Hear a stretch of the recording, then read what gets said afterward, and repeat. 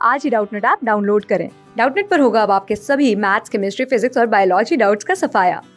बस अपने क्वेश्चन की फोटो खींचो, उसे क्रॉप करो और तुरंत वीडियो सोल्यूशन पाओ। Download now. हेलो एवरीवन, हमारे पास क्वेश्चन है if B and C are any two orthogonal unit vectors and A is any vector then A dot B into B vector plus A dot C into C vector plus A dot B cross C into B cross C vector divide by mod of B cross C whole square is. तो हमारे पास question में पूछा गया है कि A dot B into B vector plus A dot C into C vector plus A dot B cross C divide by mod of B cross C square into B cross C vector, ये किसके equal आएगा। ठीक है, और हमें question में ये भी गिवन है कि B vector and C vector are orthogonal unit vectors. Orthogonal unit vectors given है हमें ये। तो ऑर्थोगोनल यूनिट वेक्टर्स का मतलब क्या हुआ, यानी कि बी और सी इन दोनों वेक्टर्स के बीच में 90 डिग्री एंगल है, वही ऑर्थोगोनल डिनोट कर रहे हैं। तो बी एंड सी वेक्टर जो है इनके बीच का एंगल है 90 डिग्री, और यूनिट वेक्टर से मतलब दोनों का जो मैग्नीट्यूड है वो 1 के इक्वल आएगा, यानी mod B is equals to mod C is equals to 1।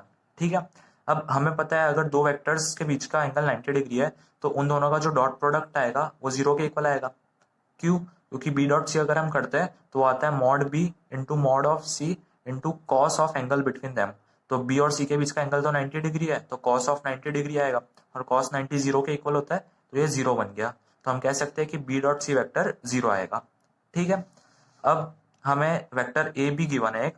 तो अगर हमारे पास दो वेक्टर्स नोन है, जैसे कि इस क्वेश्चन में बी एंड सी वेक्टर्स हमें गिवन है, ये दोनों नोन है हमें, और हमें एक तीसरा वेक्टर गिवन है, तो हम उस तीसरे वेक्टर को उन दोनों के लीनियर कॉम्बिनेशन के फॉर्म में लिख सकते हैं इस तरीके से कि ए हमारे पास आ जाएगा lambda times b vector plus mu times c vector plus lambda mu alpha times b cross सी वेक्टर।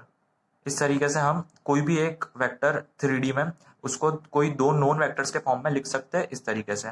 ठीक है, तो यहाँ पे ए वेक्टर हमारे पास है lambda times b vector plus mu times c vector plus alpha times b cross सी vector, ये आ गया। अब हमें लैम्डा म्यू और अल्फा की वैल्यू नहीं पता है, तो हम पहले वो फाइंड करते हैं। तो सबसे पहले हम ए वेक्टर का डॉट बी के साथ लेते हैं, तो यहाँ पे भी बी के साथ डॉट प्रोडक्ट करेंगे, तो इधर आएगा बी डॉट बी। अब बी डॉट बी तो मॉड बी स्क्वायर होगा, और मॉड बी हमें पता है 1 के इक्वल है, यहाँ पे गिवन है, तो ये सिर्फ लैम्डा रह जाएगा यहाँ पे। फिर आएगा बी डॉट सी, तो हमने देखा कि बी डॉट सी जो आ रहा है वो 0 के इक्वल आ रहा है, तो ये 0 बन जाएगा पूरा, तो ये प्लस 0 आ गया। फिर आएगा B cross C dot B.